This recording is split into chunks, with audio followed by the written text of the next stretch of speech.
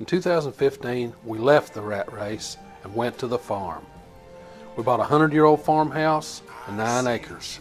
After 3 years of extensive renovations, we can finally call ourselves College Hill Farm. Welcome back to College Hill Farm. This morning, I'm going to show you how to save tomato seeds. This morning, I'm going to show you how we save our tomato seeds. We save our tomato seeds by vinegration. Behind me is our hillbilly tomato. You know, you saw us grow it, you saw it had some problems, but these have come on pretty good. They've got a little bit of late blight, but they'll be just fine. It's mid-August, and we've only got about a month and a half left to go, so they'll do just fine for a tomato for us. Now, when I got them, I thought hillbilly was a red tomato. Well, let me show you what I got.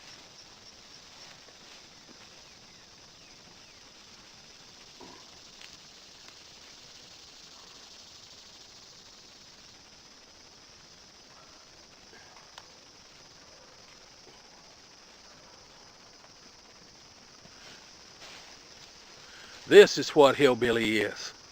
It's a yellow and red striped tomato. This one's bad, so you don't want to use it to save seeds. It's got mold and stuff on it. You don't want to do that. That'll introduce that to your seed bed. But let me see if I can get another one. It's okay. Here's one.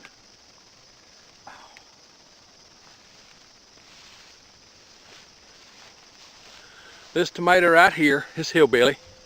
And there's a evil thing, a stink bug. Get off there.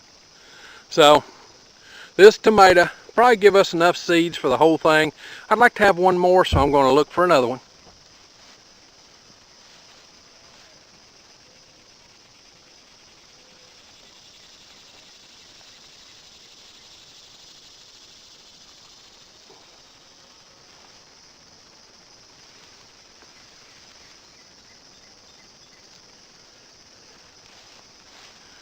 You just gotta love these big old heirloom tomatoes. They're ugly, you know, red and yellow, and it looks a lot like a Mr. Stripey, but it's called hillbilly. But it's an heirloom, so I'm going to show you how to save seeds. Before I go in, I want to show you why I decided to keep hillbilly. Well, number one, it's a yellow tomato. But number two, this tomato plant didn't grow too well, but look at those tomatoes. This one probably has 40 or 50 tomatoes on it. In other words, it's a heavy bearer. And the tomatoes are anywhere from a pound to a pound and a half. So yeah, hillbilly's a variety I would like to save seed from. It and the Cherokee purples would make a nice mix. So that's where I'm at. Okay, here I am on my enclosed back porch where we keep our dehydrators. That way we can leave a window open on this back porch and let the dehydrators breathe. What do you need to save tomato seeds? Well, you need a scrap bucket. That's what this is for. I'll set it down here at my feet. You need a mason jar. Now, Crystal allows me one mason jar for this purpose, but she's not going to allow me much more than that. No, I'm just kidding. Anyway, you need a mason jar. Is that on? Yeah. You need a mason jar. You need a ring. I forgot to bring a ring. And you'll need a coffee filter. So what you do is you take your tomatoes, and I'm going to turn you around here a little bit where you can see a little better. Okay. You take your tomatoes and your pocket knife.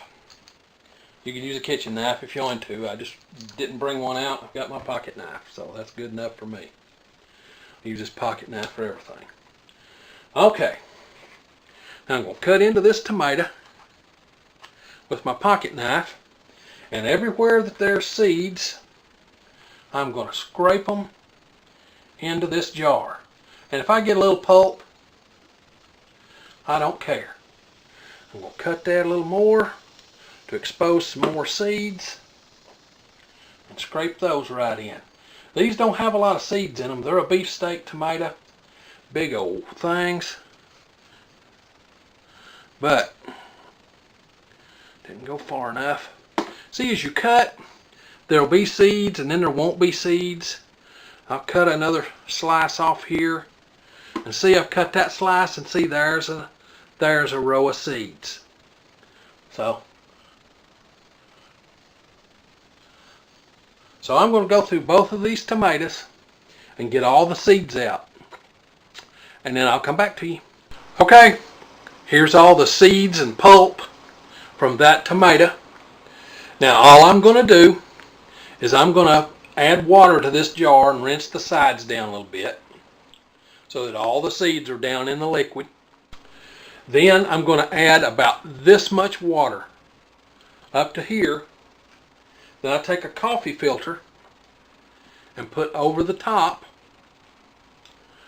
And this coffee filter is what I cut these on. These were extra juicy.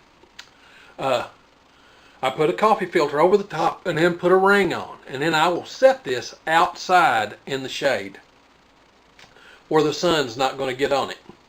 And what's going to happen, it's called vinegration. And this is going to rot up. The pulp's going to float to the top and the seeds are going to fall to the bottom. I'll shake it a couple of times as it goes.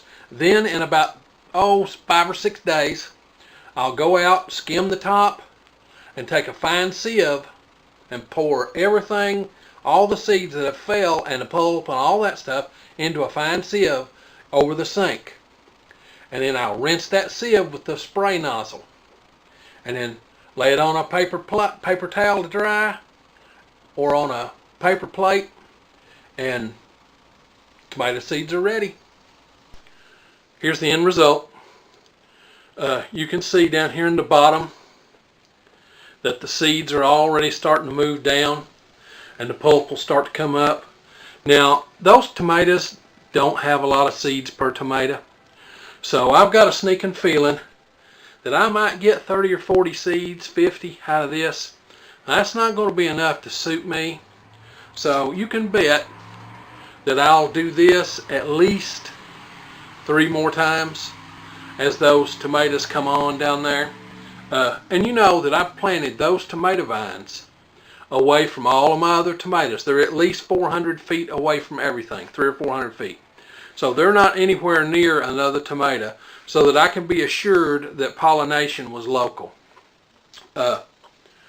So vinegration is the way to go to save your tomato seeds. So on to the next thing. I'd like to thank you for visiting with us at College Hill Farm today. I hope you found our videos entertaining and or informative. If you did, please like, share, subscribe, and comment on both Facebook and YouTube. Until then, I'll see you in the next video. Bye-bye.